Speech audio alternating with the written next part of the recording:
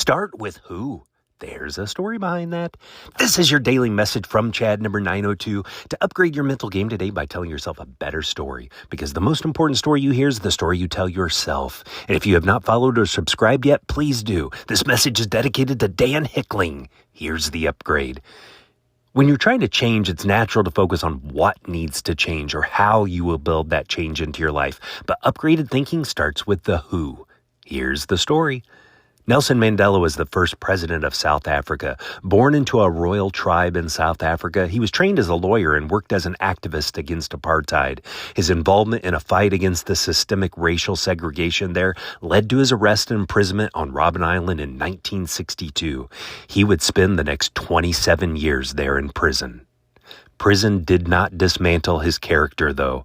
He remained committed to achieving equality in South Africa. He became a leader among fellow inmates and a professor of sorts. They studied, debated, and taught each other, keeping their minds sharp. When he finally walked out of prison in 1990, the same identity that shaped his life in prison now shaped his next act. He chose reconciliation over revenge. His sense of self had expanded to include being father of a new non-racial South Africa. He repeatedly said that if he emerged from prison filled with hatred, he would still be in prison. He had learned Afrikaans while in prison, the language of his oppressors.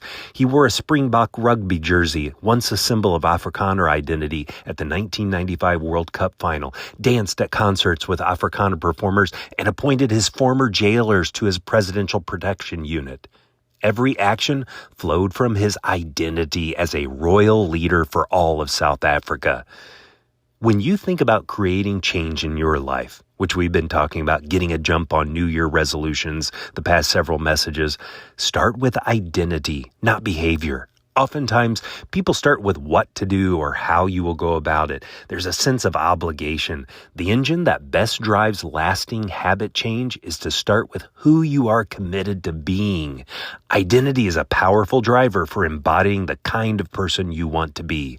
James Clear, in his book Atomic Habits, tells us, quote, "The more you repeat a behavior, the more you reinforce identity associated with that behavior." In fact, the word identity was originally derived from the Latin word essentitas, which means being, and identitum, which means repeatedly. Your identity is literally repeated beingness, end quote. The better story to tell yourself is, my habits flow out of who I am. Let your identity shape your behavior.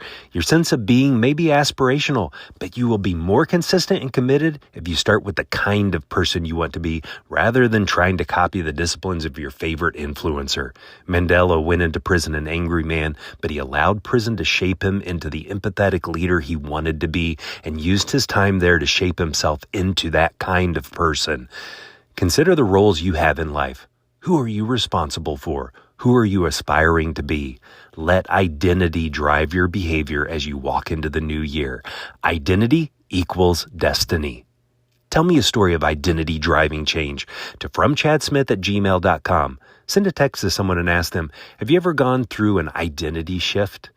If you haven't followed or subscribed yet, please do. You can download my book, The Most Powerful Story in the World, by going to fromchad.gumroad.com. The transcript of this message and hundreds of others are always available at www.fromchad.com.